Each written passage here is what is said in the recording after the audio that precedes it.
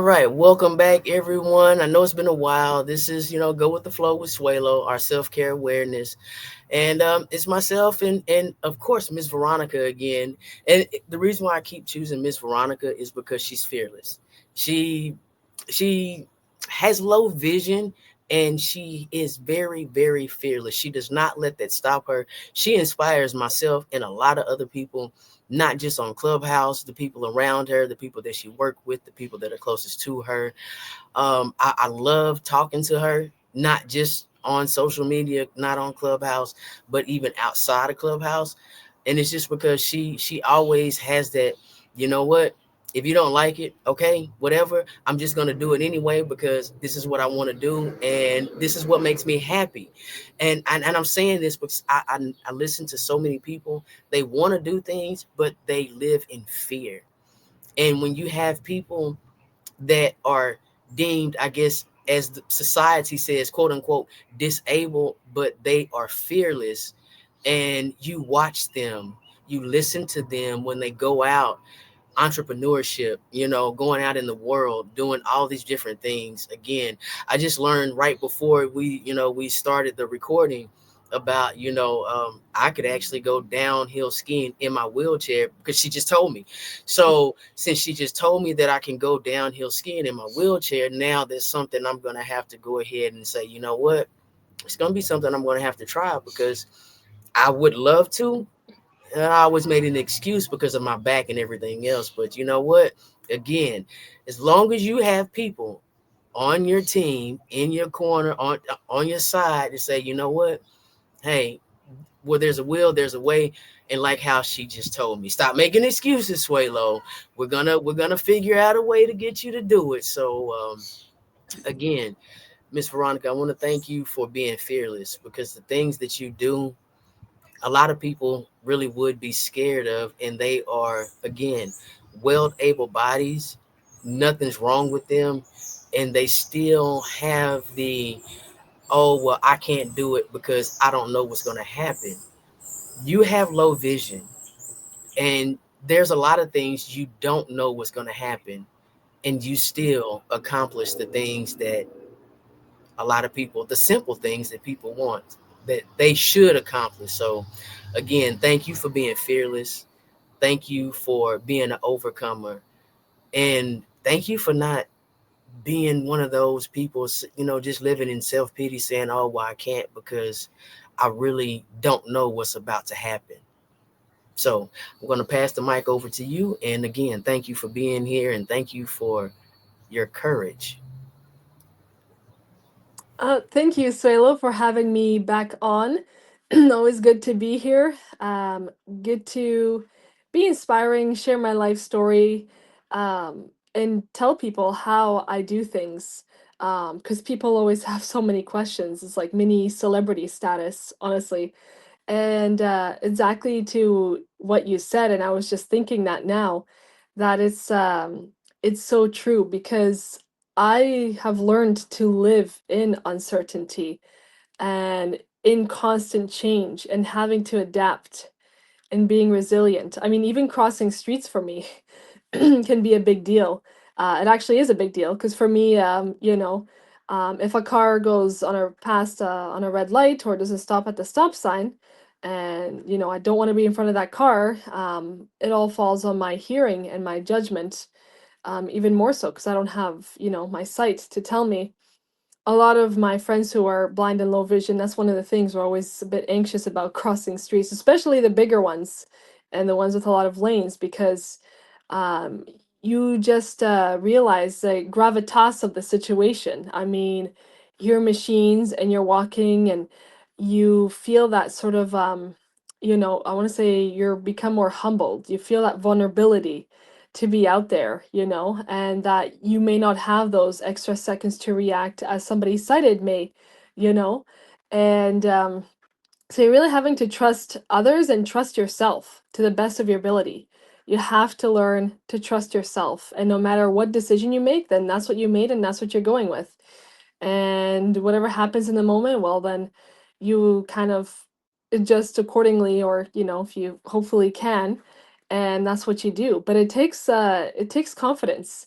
And there are times when we don't feel, confident, and people will kind of tell me, well, either you're in or you're out, kind of thing.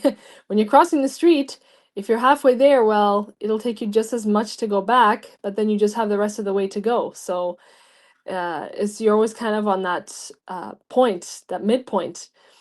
And and there were times where I was afraid, but I knew I had to push through something.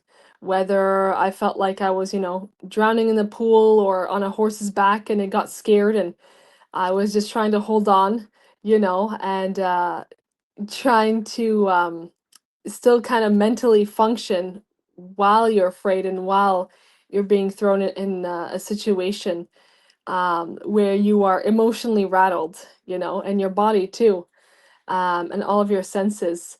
So the other things kind of become all relative and easier. And also, growing up, I mean, again, I went to a regular school, so I was always surrounded by sighted people, so everything had to be accommodated for me at school. I mean, I know how to read Braille, and eventually audiobooks came in, and then my textbooks, I could get them via like e-text, for example.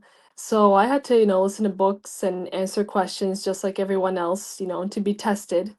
So there was no, I can't do it. You have to find a way around it.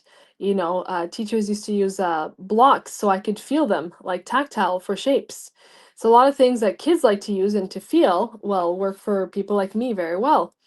Um, I remember in kindergarten, my teacher, when they were trying to have me learn to read Braille, um, they uh, they made a small piece of like Braille paper because that's different than regular print pages, and they would write the word ball, and then they would actually put a they would cut out a piece that would be round like a ball and put it on. So it was almost like mini pictures for me, tactile ones, and I really love that. I remember I had fish and frog and ball. Those are the ones I remember the most. But, it was kind of their way to have me learn these letters, but in a way to have like tactile pictures, and the shapes. And then with, junior high and high school, it carried on, and especially gym classes. Gym classes was always a big one because you're looking at all these sports, dodgeball, volleyball, badminton.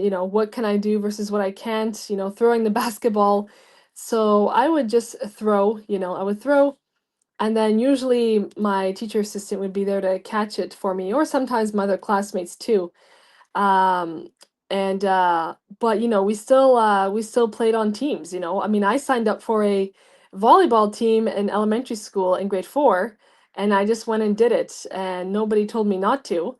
So even though I was just kind of mostly there to be present, but at least I felt like I was there.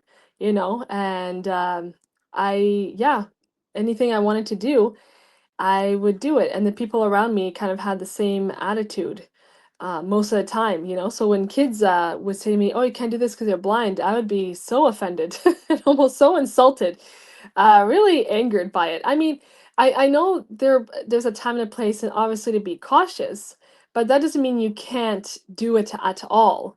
There's pretty much always some workaround around it. There has to be. It's not like one is completely in a bed, in a coma, rendered not being able to do anything, and you know, so so that's what was done. And and running around the track, my teacher brought a elastic band and tied it around her waist, and I had it on my wrist, so when I ran, I could move my hands while I was running. And I actually did cross country running in for us it's grade 8, but in junior high school. And I came last, but they still acknowledged me because I was the only visually impaired runner there. I went and did a whole tournament, running tournament, and not to mention all the other extracurricular activities I've done. Like I said before, taekwondo, where I've gotten some medals before for championships, swimming, horseback riding, piano. I did cross country running, downhill skiing, the 2 years. I'm actually doing dancing now, and it's all one on one.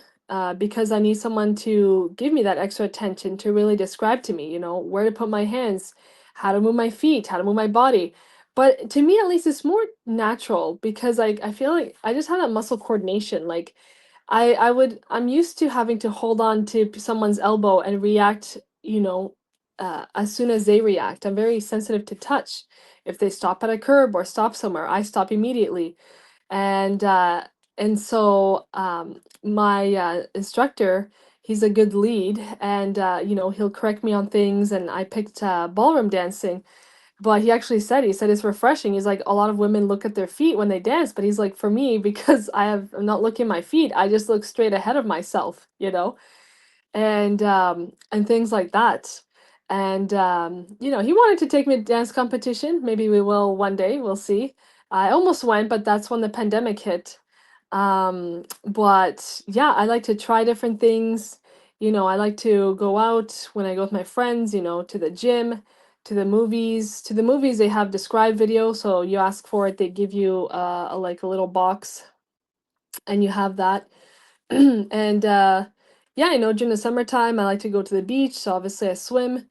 And yeah, no, I like to go out. I like to have fun, do what I can. Like to have friends and people to do it with. Always on the lookout for more, of course, good quality people in my life, but it feels good. It feels liberating. It feels like it's natural to me. I like to go out and move around and have my sort of, as I call them, mini adventures. Or I like the social aspect of it. I like to be out to different places. I'm not someone who I could just sit around for days on end. I think if I sit at home when it's winter after 4 or 5 days, I start to get a little antsy, to say the least.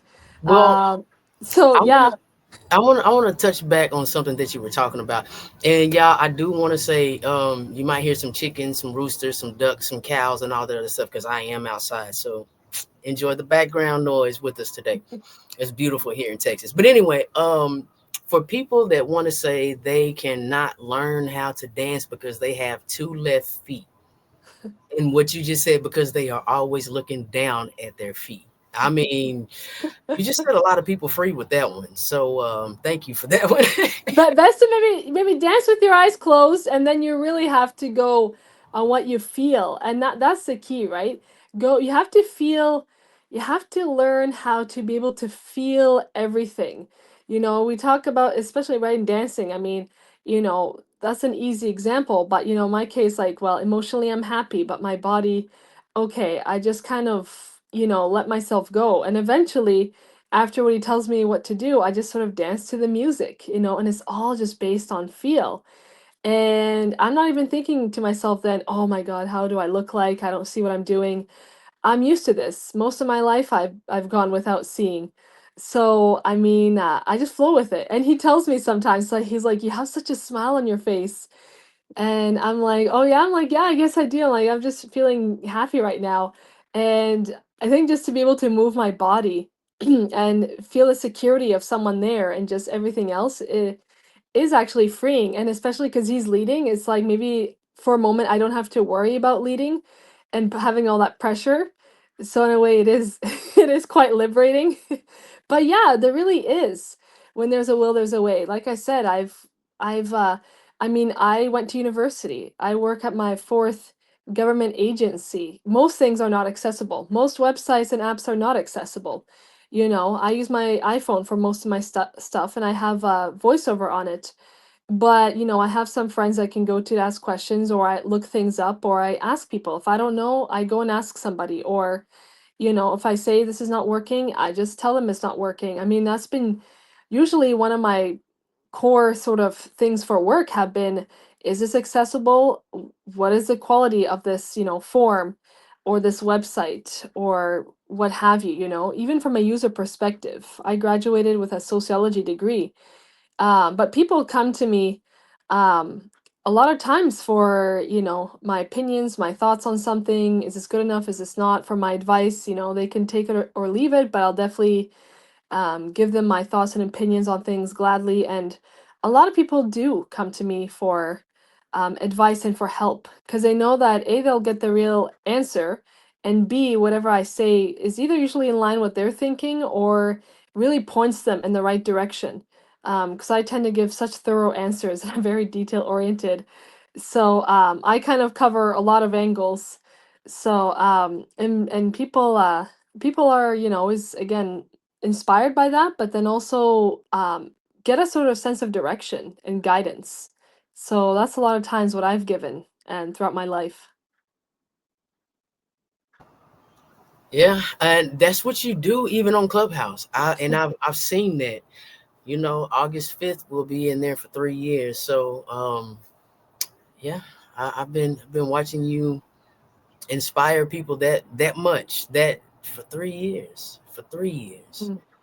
And it's a beautiful thing because like I said, a lot of people that I've witnessed myself, that you've helped.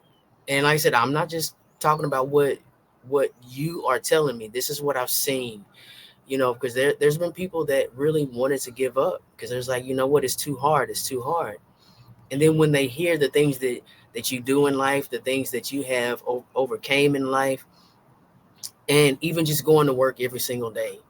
There's so many people, they don't even want to get up and go to work every single day. They make excuse every time, every type of excuse on why they shouldn't or why they can't go to work.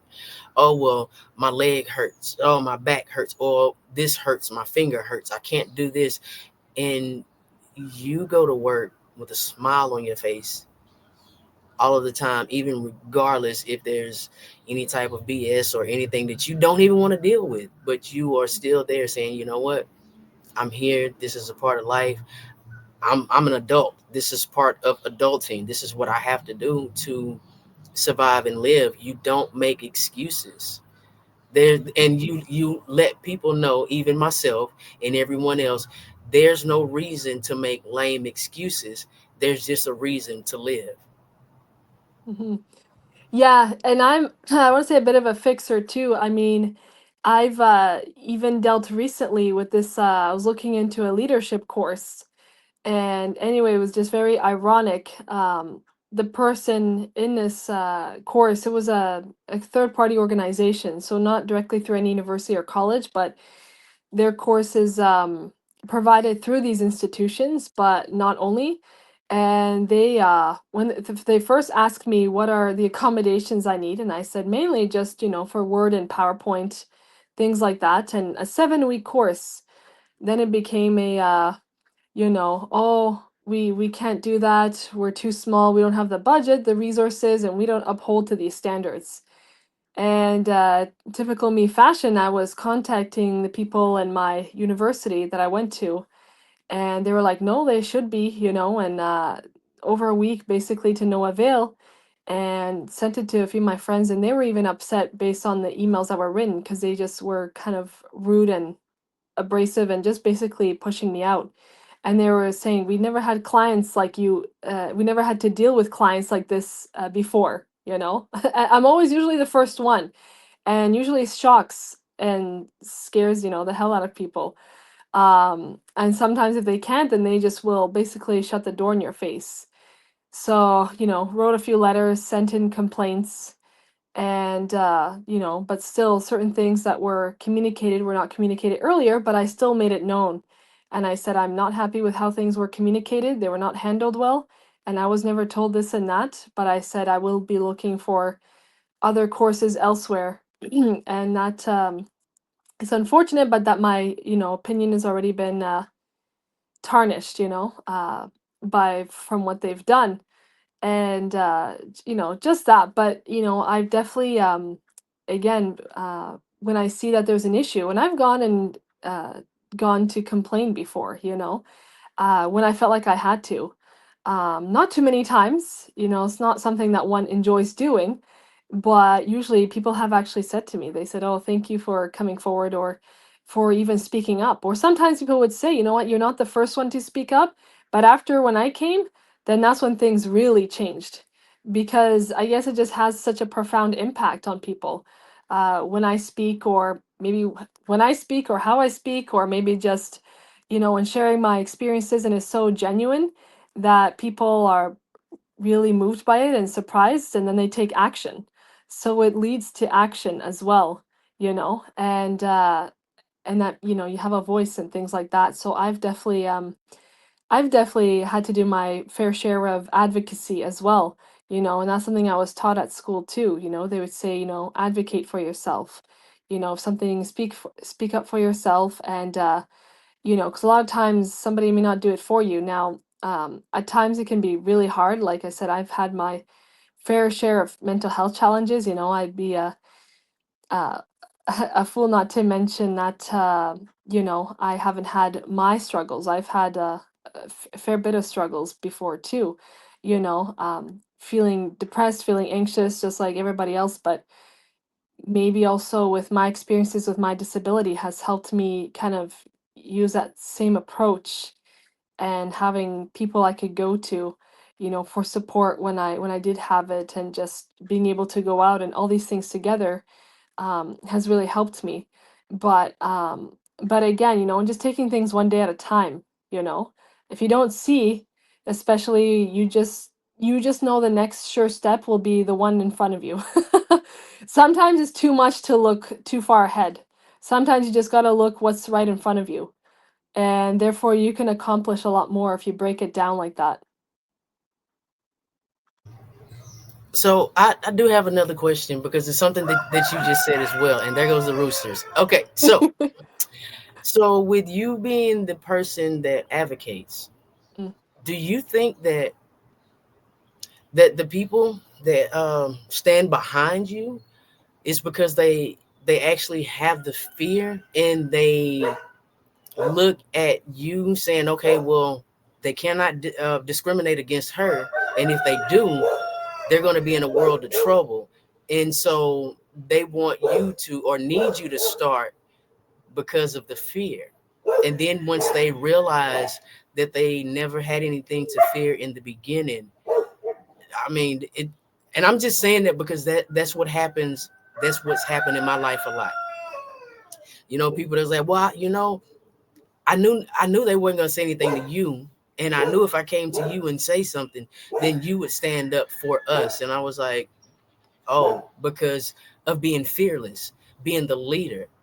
And then when they see, oh well, you know what, it's not that bad, and I should have said something. So do you think that just because of you being fearless already, that's the reason why a lot of people come to you, and because they know that you don't mind helping people, you don't mind getting better results because you are that leader? Yeah. Good point, Suelo. Yeah. I will say, so the first thing is that a lot of times when I've advocated have been very kind of modestly done. There was no pomp and pampus, I think is the expression. I mean, I would go to the chair of the department, sat down, told him everything, he took down notes, or via emails, or it's almost like it's more, not to say behind the scenes, but I not necessarily a lot of people are aware of it actually in a way, but the ones who are usually aware are the ones who I tell during and after the fact, because I'm either upset or to get their thoughts on things, or just, what have you. If they're my friends, they'll see the process. But I will say though that a lot of times, yeah, people do look to leaders. And I think as a human species, like, I mean, we're generally social beings, and we like to be in groups, and we obviously want to belong. And we, it's easier when somebody speaks up for you. And there were times when, a lot of times actually, even in university, when I would ask a question in class, and the professor told me after, she's like, yeah, when you asked, a lot of people were nodding their heads or were really listening to what she had to say based on my question. Or one time I think I was speaking up so much in this class, not in a bad way. I was just asking so many good questions that the prof at the end of the semester went around the classroom with the mic and just had everybody say, "Oh, bye everybody." It was kind of cheesy, but there was like 50 people or more. And when I spoke after, everybody just clapped. And I wasn't expecting that, but they were clapping for me, and I think people are just encouraged, like people see like, wow, she's disabled, but yet she's well spoken, well articulated, and very personable, and quite confident, and it gives people that vigor, that encouragement, that sort of confidence, and seems to really have an impact and change people. So, do people kind of wait on me to be the first to speak? I'm sure it's happened a number of times, although maybe they haven't made it known to me. That's not something people always want to admit, to say that they were too afraid to be the first to speak up until, I said something. But sometimes people that were observing from the outside were the ones to say, yeah, I saw from their facial expressions, or sometimes I will speak and then everybody starts to talk afterwards. So yeah, it just kind of, that energy follows along down the group afterwards when you start that train, and so yeah, as usual, I answered it in a few different threads there, but hope that answers your questions. But yeah, usually if I really go and really advocating for something, it's not like the whole agency knows, or usually I tell people after the fact that this is what I'm doing, and this is what I'm trying to get out of it, and because I'm upset, or this is what happened to me. And people always say, oh, I'm so sorry, that you have to go through that, and whatever. So yeah, it gives people that perspective that if they think they have it hard, it can always be harder. And I know it could always even be harder and worse for me too, but yeah, that's what I have to say on all that. Well, the thing about it is when people can see you even step out of the house, and then when you step into a room, they feel your energy. They feel the energy of confidence. They feel the energy of leadership. I mean, I don't know if you know that, but some people can feel those types of things, and some people are just really confused. It's like, well, what is it? But again, I always tell you this, and I'm going to give you your flowers now. And before Saturday gets here, it doesn't have to be Saturday, but I want to thank you for not giving up. I commend you for always pushing forward. I commend you for always being the positive voice for people that don't even understand. Sometimes they don't even understand that what they're going through is something simple. They just have to kind of like change their thought process and just say, you know what, I can just let me go out here and Mhm. do it. And sometimes, you might have to just leave some people right where they are. And sometimes you might, well, I'm not going to say that, but sometimes I do, and sometimes I know Veronica does, because I know when I first met Veronica, she was using some choice words. She was telling people exactly how she felt. Yep, that's exactly why people either kind of love it or hate it. But even if they don't like it, they know exactly where I stand and where they should be and where I should be. But sometimes you've got to do that, you know. But it saves a lot of time, a lot of have BS, and a lot of energy, and a lot of like sleepless nights. I mean, I've been in situations where we've all had sleepless nights, and people think, oh, what if I said this, what if I said that? If I don't say something or do something about something, it will like stay on my mind for such a long time, and I'm going to be thinking about it until I find a solution, whether that means messaging somebody, cutting somebody off. Like, I need a solution, I need for something to happen. And that's especially me, my nature. I cannot stay stagnant, and I like to just have it sort of clean, So people sometimes can be really surprised by it, taken aback, or really impressed, It depends on what the context is and where they're at.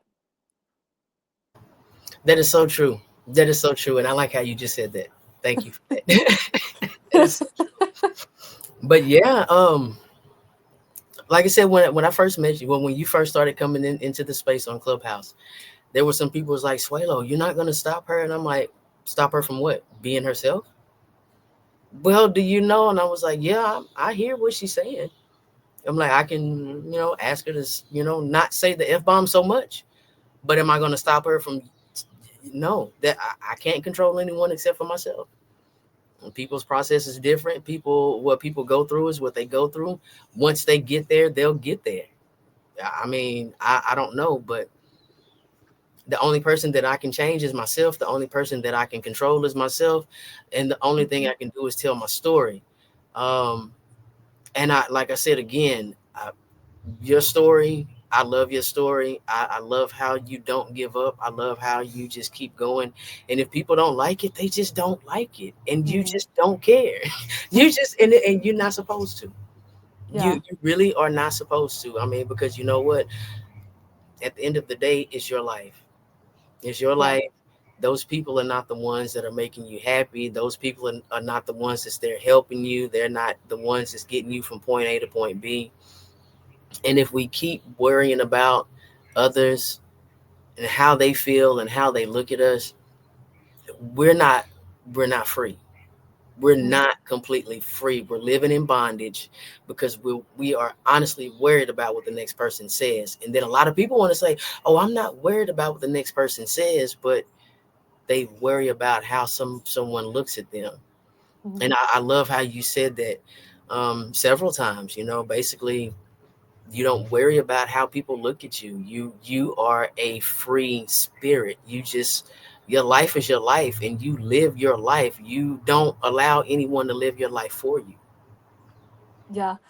I mean, obviously, for me, like, I mean, obviously, we all care and I care too, especially if it's, friends, family, someone who I know, and, I like to resolve things, and as communicate and be in a good place with people, But with strangers and stuff, I mean, and this became easier too over time when you have more people to talk to and that things are kind of going better for you in your life.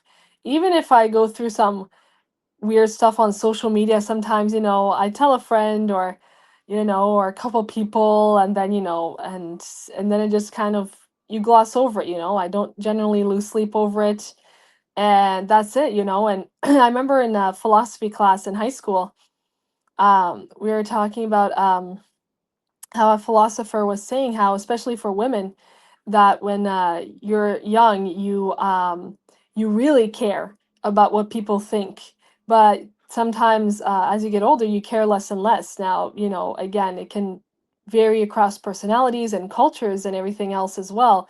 But for the most part, you kind of, I think, start to level out at some point for whatever that may be for the person. And sometimes it's just too much, too much. You're too tired to care and you just keep doing your thing. And in my case too, as far as being in public, I mean, I obviously care about how I look and how I carry myself and everything, but maybe in some ways it helps because I don't see people and the expressions on their faces. So if somebody is staring, at least in that moment, I may not have the feedback, so it doesn't make me self-conscious. I can be self-conscious in other, moments and in other ways.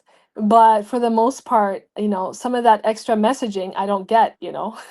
So you at least that can be a bit of a relief, one less thing to think about because I already have a lot of things to think about and in a way to worry about, what's sometimes literally right in front of me. So there are sometimes just more pressing things to worry about. And it's about those priorities and even emotionally. But again, it takes time and to learn not only how to feel uncomfortable feelings, and sometimes it will just never get old, and also, yeah, like I said, about priorities sort of thing. What's on the spectrum of what do you worry about the most versus least, and just all that kind of stuff, and being really in tune with yourself and that self awareness. This is where it really comes in to play, and it's key here. Yeah, wow. Okay, hold on. Do me one favor. Turn your camera back a little bit, the other way. Gotcha. Right there. Okay. Yeah. I have a lot of noise going on in my background right now. I like it. I live in the suburbs too. I have a lot of nature too, except today's rainy here, so. Yeah. Well, my neighbors are leaving. Well, Hello. talk about life, living life, right? This is nature, this is life. Yes. Well, except my no, my neighbors were leaving, and the vehicles were. Yeah. Now the chickens and roosters are going and everything. So yeah, I think this. this will be the last time, the first and last at my house outside, because it's kind of distracting a little bit. Because I had something to say to you about what you just said, and because of everything that just happened, it it went. Yeah, it went. I was like, that's what I'm like. Okay, that's not good. That's true. Although I guess left you speechless. Yeah, well, because they were speaking, and everyone was speaking, and then I finally had to go ahead and speak because I'm like, my neighbors have spoke to me once, and I'm listening to you, and I'm like, and if I don't speak, they're gonna come knock on my door. It's like, so did we do anything to you? Because yeah. Ah, wow. Okay, but back to self care awareness about roosters. That's what it's about. It's about roosters. Self care. These jokers say they usually do that for territory or for mating. So self care Well, awareness in that too. Well, these roosters here, I don't know. And then, okay, so the thing about it is,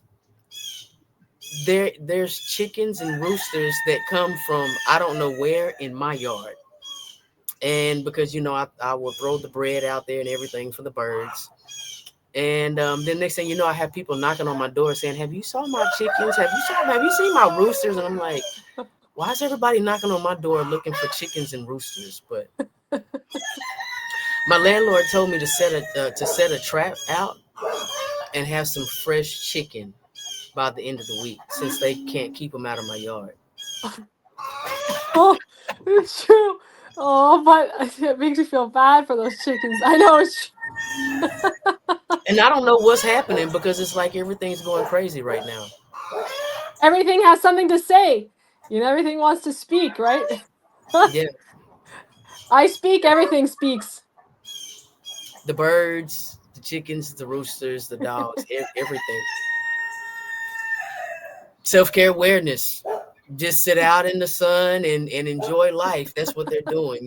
Just being free, saying what they want to say whenever they want to say it. I mean, but back to what you were saying, I do want to talk about this. Respectfully, um even if if there are some people, or there's some things that we don't like about people, it could be respectfully. We don't have to be rude about it. Just be respectful, and just say, well, this is what I want to do with my life.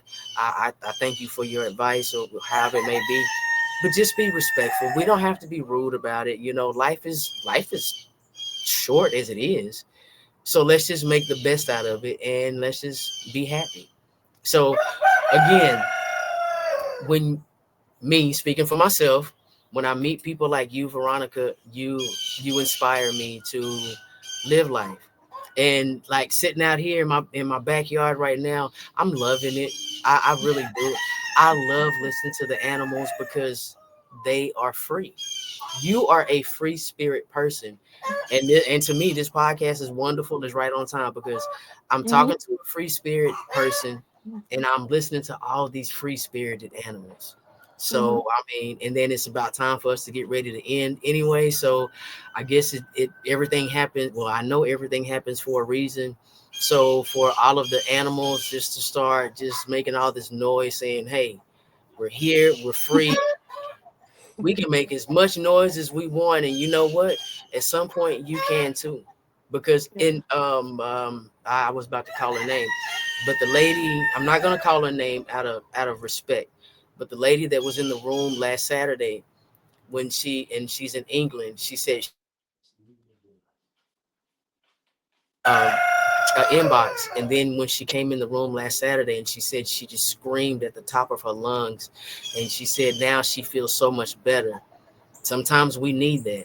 And Mhm. that's what these animals are actually displaying to me right now. Sometimes you just have to scream at the top of your lungs and just feel better. And then be fearless like Veronica and just go out there and do things that people may say you cannot do just because they have fear. So Mhm. for being fearless, Absolutely. I would Absolutely. thank you for being fearless, and I want to thank you for sharing your fearlessness with me, Suelo, on self care awareness, because that's what it's all about. It's about loving yourself and being happy, and not allowing anyone to stop you. Respectfully, respectfully, take your life back. That's what it's about. So, you have any closing words for us? Well, the Roosters, they have a lot of words for closing They have words. a lot of closing words. Yeah. I Yeah, do mean, you I have any sent you a closing words? rooster emoji for Easter, and this is very poignant. But yeah, just I didn't realize how close they were to you. Yeah, no, I love to be in nature, and about being free, being outside, and being who you're meant to be, and again, living life, with even with difficult emotions and thoughts, but taking things sometimes one step at a time, and sometimes you just gotta just kind of see what's right in front of you instead of just the super, the long term, because sometimes it'll just become too much. But glad I could be here, glad I could help out. Always glad to join your rooms on Clubhouse. And sometimes, yeah, I've had to do some releases myself, or not in my case screaming, at least not yet, but they call emotional regulation sort of thing to get things out of your nervous system. So those are my closing words. And again, thank you for being here. And I hope you will come back, because, like I said, you inspire me, and a lot of other people. I really get a lot of feedback on us when we're on here. I hear a lot of people saying, you know what, I love her, I love the way she is, just, and they use the word fearless. So yeah, so again, you you inspire a lot of people. You help a lot of people understand that the fear that they have is really unnecessary, because if you can have low vision and you can still get out and live life and be happy, why can't someone that has complete capable of their capability of their full vision? So we should all be able to do that, and have fun and enjoy life, and stop making excuses. So again, thank you, thank you, because it means a lot. It means a lot. It really does. So until we meet again, and I don't know when, and because every time I say, that we're gonna record, I'm disabled, and sometimes my body, with the weather, it doesn't go right. So we will be back. I just don't want to put a time limit on it, but we Mhm. will be back. We shall be back. Summertime, we will be mobile on the highway, moving around different cities, different states. So stay tuned. Subscribe to the channel. We need more subscribers so we can go live. So with that being said, y'all, until we meet again, until we come back and have another wonderful conversation with whomever, y'all stay safe, stay blessed, and like I always say, love your life on purpose for your purpose. Now let's get out and work that purpose. And the rooster say it too.